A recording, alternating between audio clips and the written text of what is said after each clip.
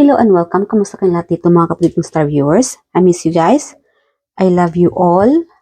Para matagal-tagal na ako hindi nakapag-reading. So, welcome back sa mga cross-watchers. Maraming salamat po at na-stop kayo dito, nadaan sa inyo itong video na ito, meaning this is meant to find you. At sa mga minamahal kong subscribers, I love you guys and welcome back. And ako po lagi napapasalamat sa lahat ng mga tumatangkilik dito sa aking Any of My Tarot Reading videos. Sa mga sumusuporta dyan, maraming salamat po sa walang sawang pakikinig at panonood dito sa aking YouTube channel, The Star Talking Tarot. Kamusta po kayong lahat? I do hope everybody are doing well. So this time, our reading is about gusto kanyang makitang muli. May taong gusto kang makitang muli. Who is this person? We'll find out, no? So guys, mag-meditate muna bago kayo mag-start or continue itong reading na ito. Stop nyo muna or pause nyo muna ang video na ito and then mag-meditate ng konti para makuha natin ang inyong energy, no? Para makaresonate kayo sa reading na ito or any of the tarot readings na pinapanood ninyo, mag-meditate kayo para magkaroon ng connection dito sa o yung energy makukuha ng readers, ano? So, I do hope everybody are okay here. And mag-start na tayo. Okay, sino itong tao gustong makita ang ating mga collective? As a reminder mga kapatid, this is general reading. Hindi po ito private reading, ha? Huwag po tayong magalit kung hindi man kayo nakakasunod sa reading, no? The whole video. I hope na sa next reading ay makuha natin ng inyong energy. And I do hope na any of my tarot reading videos ay nakaka-resonate kayo. At huwag nyo lang pong lahatin, ha, mga kapatid. Palala ko lang, kunin nyo lang po kung saan ka nakaka-resonate. Kung yung iba, leave the rest, no? Para yun sa iba yung ibang energy na hindi kayo nakaka-resonate. And alamin natin kung sino ba yung tao na... Ano ba yun? Saglit lang, guys. Alamin natin kung sino tong taong gustong makita kang muli. Sino tong tao? Naisip ka na gustong makita kang muli. Who is this person wants to see you again? Okay, stranger. Meron itong taong siguro hindi mo to kilala but this person wants to see you. Lalong-lalo na, ba't pa puro ito? walang nakalagay, ha?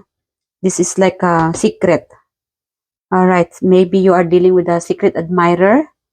Okay, estudyante, kaklase mo siguro ito. Kung ikaw ay guro, siguro one of your student, no?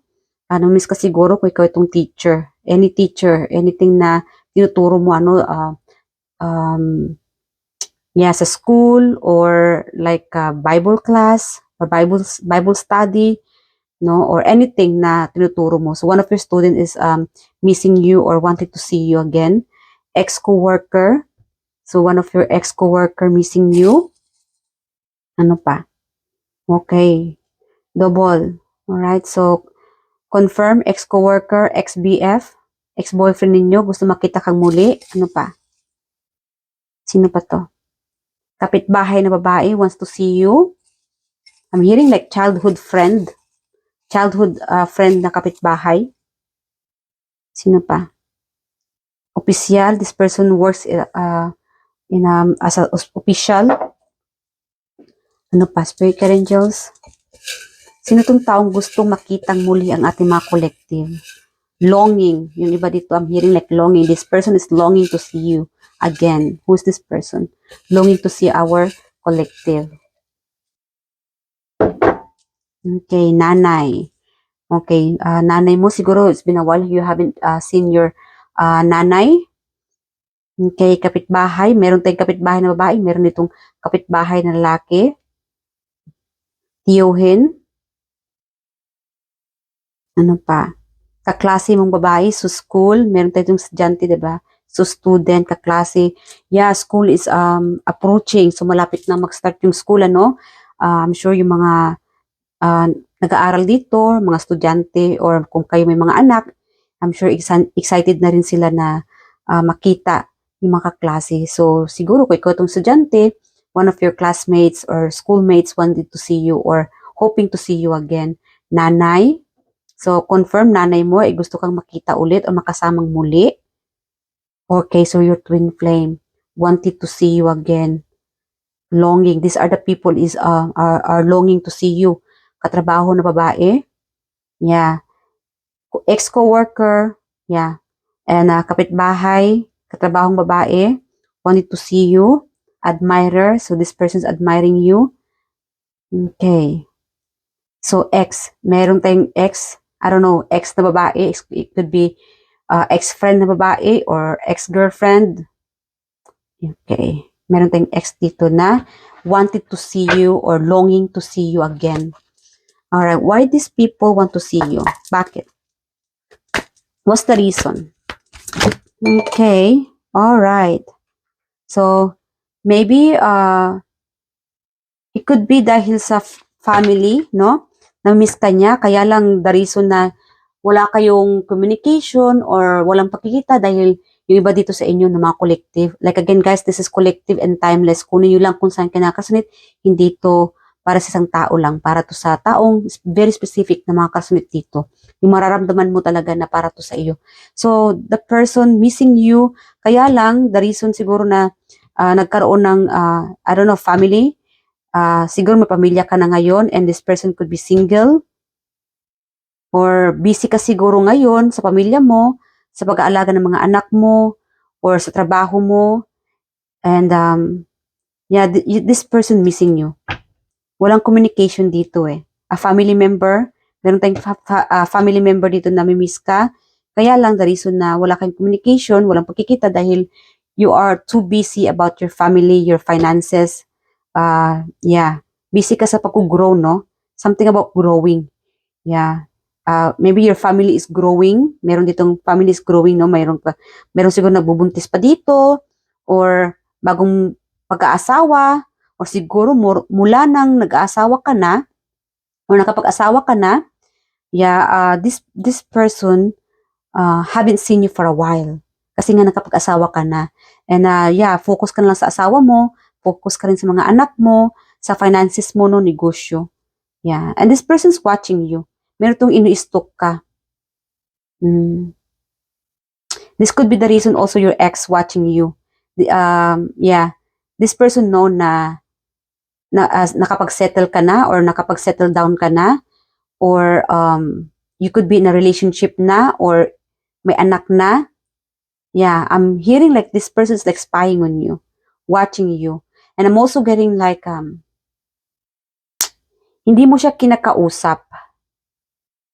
I don't know why this person, alright, siguro nagkaroon kayo ng away. Nagkaroon siguro kayo ng issue ng taong ito. Kaya meron tayong ex, ano? Kaya ang taong ito hanggang tingin na lang sa malayo. Chine-check ka sa social media. Okay. Yeah, this person's watching you from afar, stalking you, spying on you, and meron itong walang communication. Yeah, hindi mo siya kinakausap. Meron itong very specific, ano?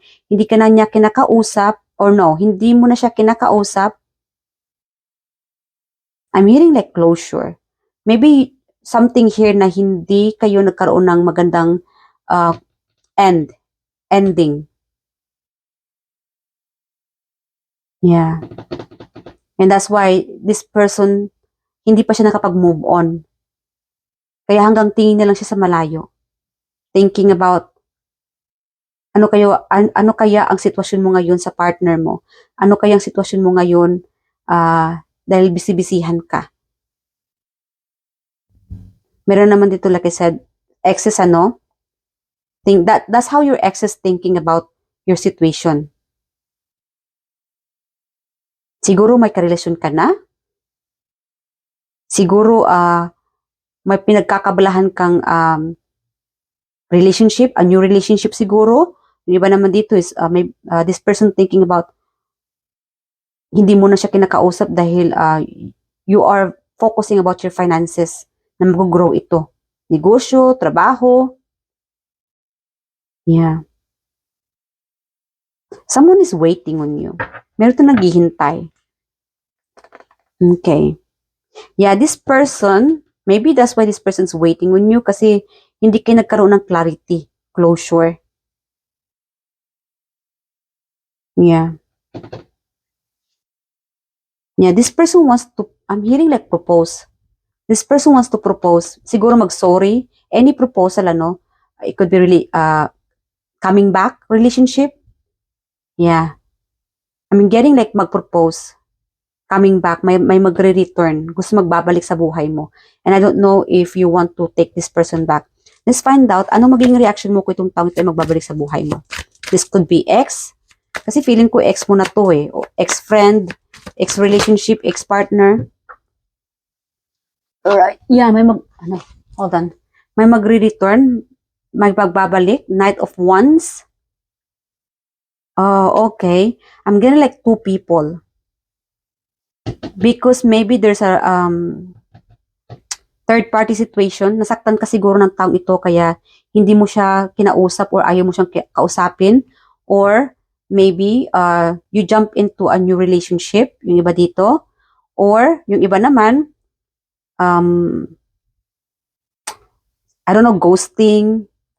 Dahil, like again, may third party, ano, ikaw siguro itong nagkaroon ng bagong relationship or maybe dahil focus ka na lang muna sa finances mo because you want to grow.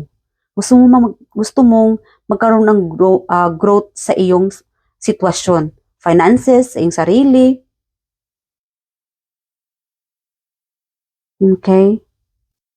So, meron sa inyo dito, pag ang taong ito ay magbabalik, you are, I don't know, may gusto ka pa rin yata sa taong ito. Siguro meron ditong flirtatious, feeling sexy or confident.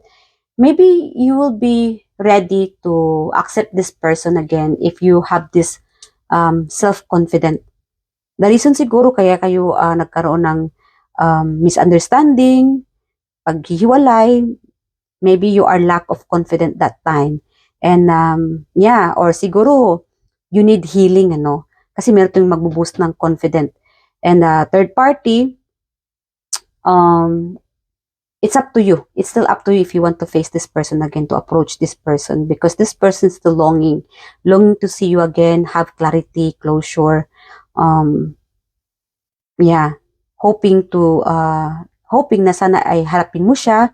But then it's up to you kasi meron ditong yung iba dito sa inyo, may feelings pa. Baka nga meron pa dito may chance pang magkakabalikan. Only if this person have this self-confidence to approach you again. Kasi meron pang hindi pa nakapag-move on. Yeah, and I'm also getting like in your side, mga kapatid, you will face this person when you have this confidence. Pag ready ka na. Especially, no, pagka may cheating na nangyari, ano, mahirap din talaga. So, it takes time talaga, no, para maharapin yung, sabihin natin, closure, realidad, confrontation. Yeah. It takes time to heal both parties. Yeah, kasi meron ang taong ito ay nahihirapan. Siguro kinarma din siya sa mga ginagawa niya. And I'm also getting like you guys are growing your finances kasi meron itong focus ka na lang sa sarili mo, self-care, self-love, family, finances. And this person that you are dealing right now, itong taong nanakit sa iyo, may third party, nasaktan ka, na-offend ka, na-disappoint ka, or pinagpalit ka siguro, this person received their karma. Okay? And that's why this person is still longing wanted to see you. Spying on you. Chine-check ka sa social media, and that's why this person wants to see you in person. And alamin natin kung bakit gusto kanyang makita sa personal. Why this person wants to see you in person? Okay. And alright, why this person wants to see you in person? Okay, Page of Pentacles and Queen of Pentacles. Yeah, unless this person wanted your okay, kasi meron ditong user, ha. Meron naman dito na it could be sa finances, related sa finances. That's why this person wants to see you again. Malaking tulong ka siguro sa kanya financially, ano. Kasi alam niya, mga kapatid, na mapera ka or somehow ay matulungin ka, malaking tulong ka sa kanya. Whoever this person is. It could be a coworker, admirer, and that's why this person admiring you. Because this person sees you na nag-grow ka. Yeah. I'm hearing like you are holding the key. I don't know, someone is going to talk to you. Meron tong hihingi ng pagpapatawad or hihingi ng tulong financially. It's up to you kung gusto mong tumulong sa taong ito or tulungan itong taong ito. Kapitbahay, siguro manghiram ng pera dahil malapit na ang school. Yeah, that could be the reason. That's why this person wants to see you in person or lapitan ka sa personal para manghiram ng pera. Maybe this person is married.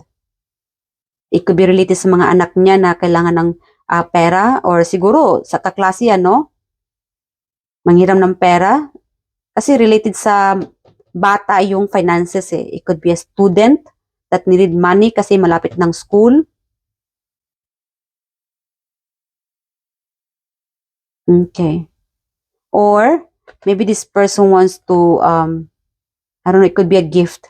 Maybe this person wants to, if there's a chance, I'm hearing like if there's a chance na magkita kayo muli, this person wanting to give you a gift, reregaluhan ka.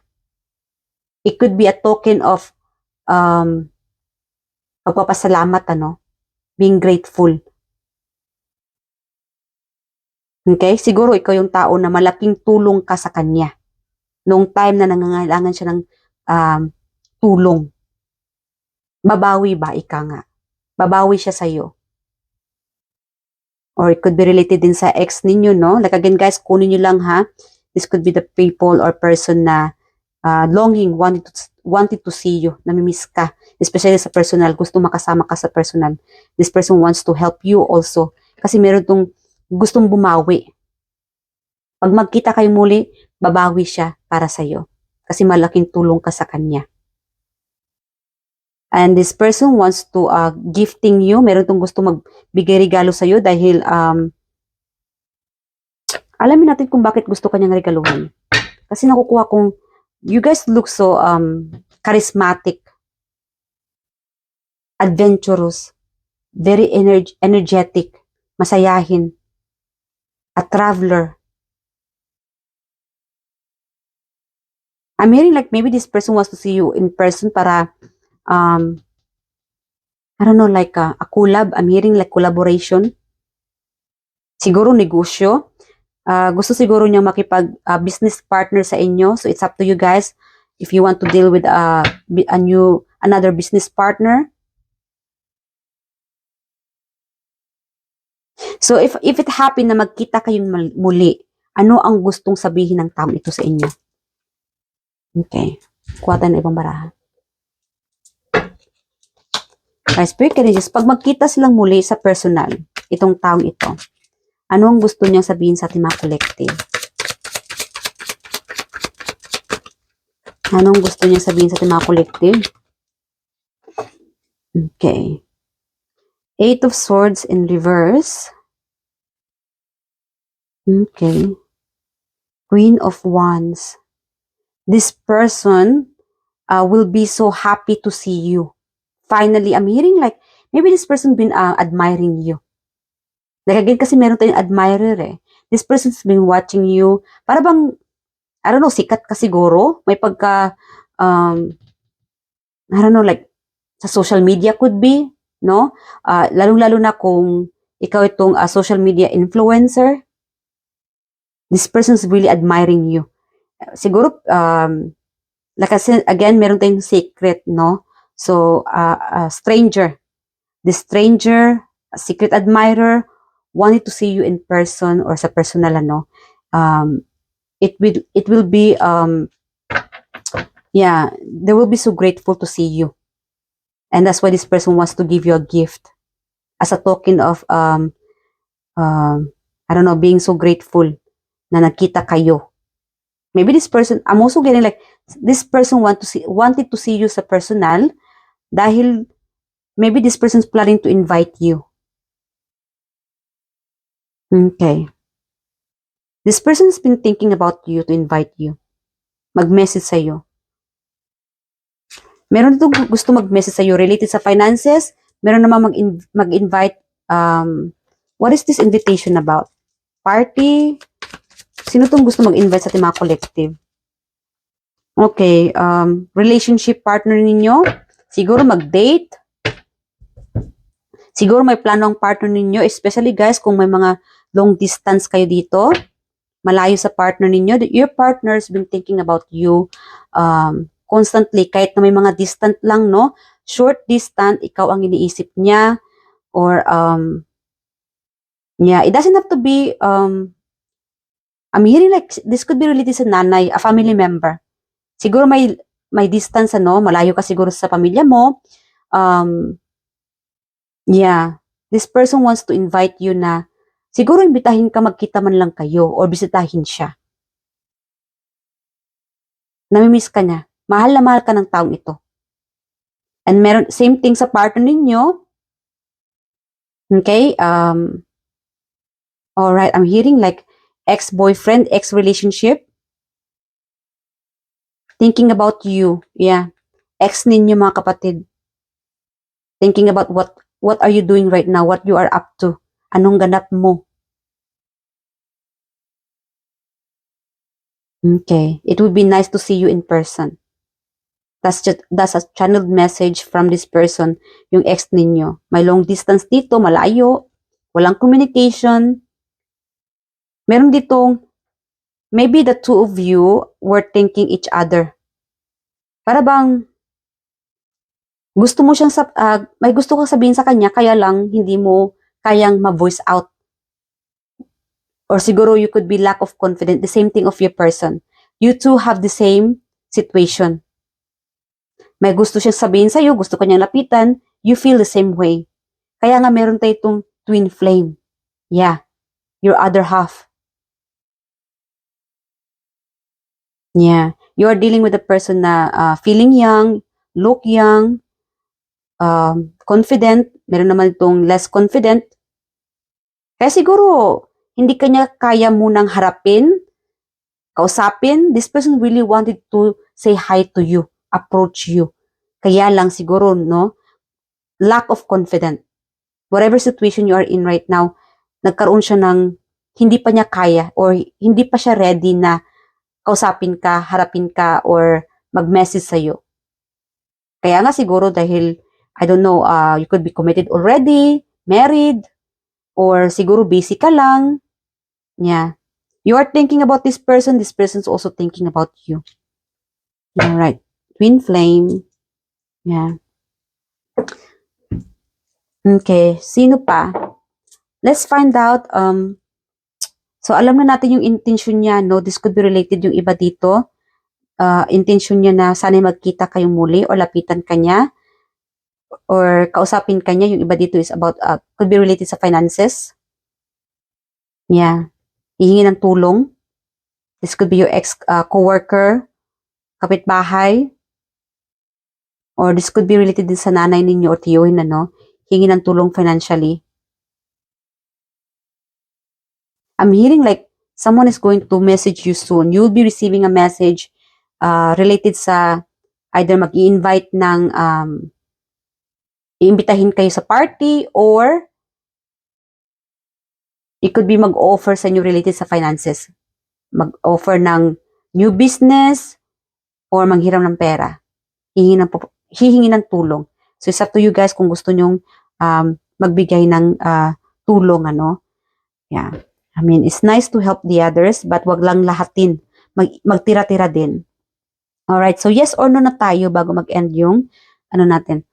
But you know what? Let's find out initials ng taong longing. Who is this person longing about you, wanting to see you in person? Spirit angels, sino tong taong gustong makita ang ating mga collective sa personal muli?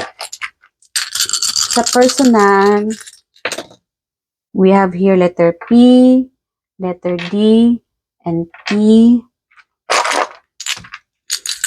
Who is this person? N, O, and C. Okay. So, ito yung mga senyales na this person is longing to see you. no? Okay, yeah. One last thing pa bago mag-end. Okay, Spirit Angels. Once na magkita silang muli sa personal, ano ang gustong sabihin ng taong ito sa ating mga collective? One more. What this person want to tell our collective in person?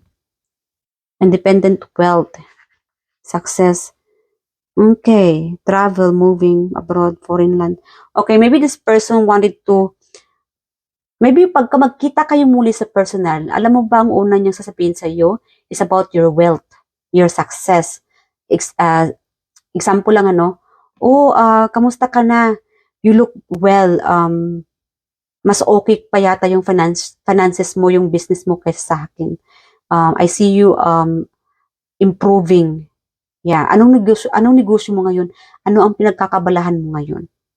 Meron naman dito now, this person is going to ask you about your I don't know, beauty products. I'm hearing beauty products or your self-awareness, self-care. You look younger.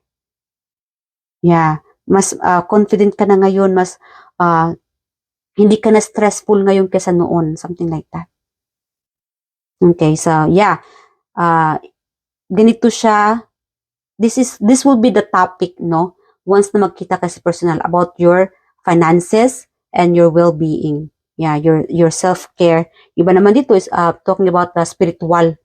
Yeah, like again, meron tayo ditong secret admirer or unknown, hindi mo siya kilala, and this person seeing you, know about you, but you don't know about this person. But this person could be, I don't know, third eye, na panaginipan ka siguro ng taong ito, and I don't know, something about like, siguro nakita ka niya sa ibang bansa, or nakita na kayo, but it could be sa party, something about na, siya lang ang nakakakilala sa iyo, but you don't know this person.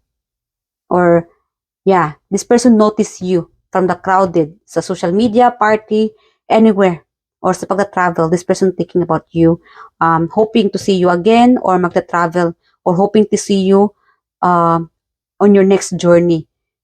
Ewan ko kung saan ka nagpupunta. You could be like a traveler, kanay gala, no?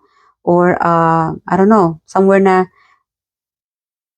sabihin natin example mga kapatid kung ikaw itong tour guide, for example tour guide ka, nakita mo tong mga client, mga customer, mga travelers, gito ganyan, ay nagustuhan nila yung pagtutour mo sa kanila as a tour guide, and this person is longing to see you again.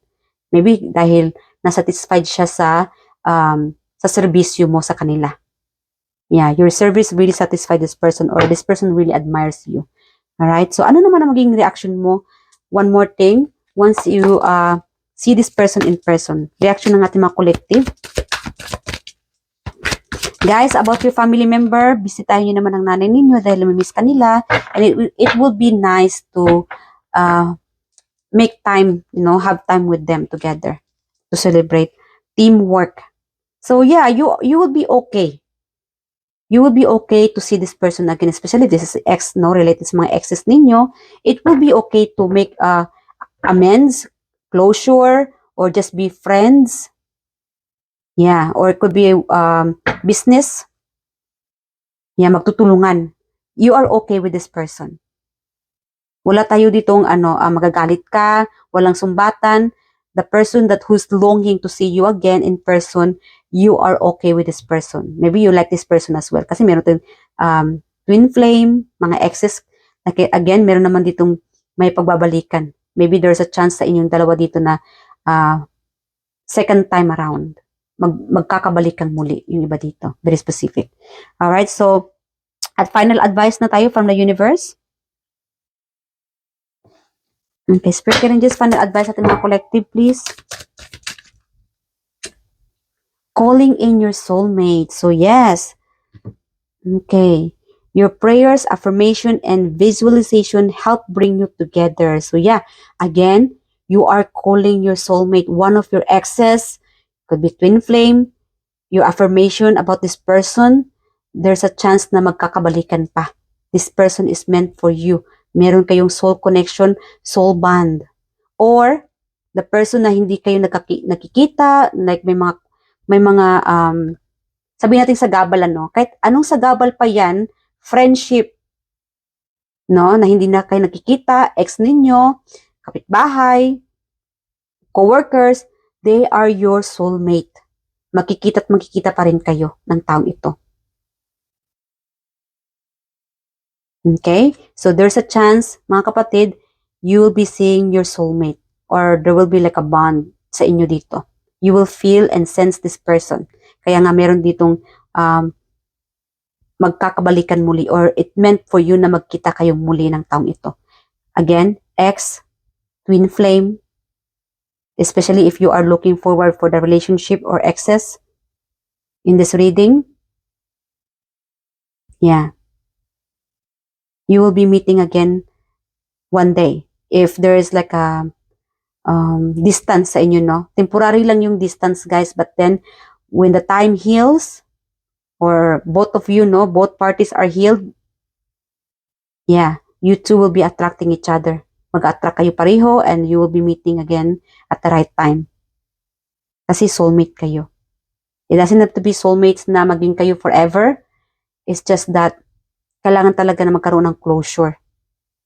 Or there's like a, pagtutulungan. Because you meant to be like teamwork. May teamwork dito, pagtutulungan sa inyo na mag-i-evolve. Okay? Na magbago. Yeah. Alright, so hanggang dito na mga kapatid. I do hope nag-enjoy kayo sa reading na ito. I love you guys and please continue on watching any of my tarot reading videos and I do hope na nag-enjoy kayo dito at nakakasunod kayo sa mga reading or any of my tarot reading videos. I love you guys at mag-ingat po kayo palagi and I'll see you guys in the next reading. Bye!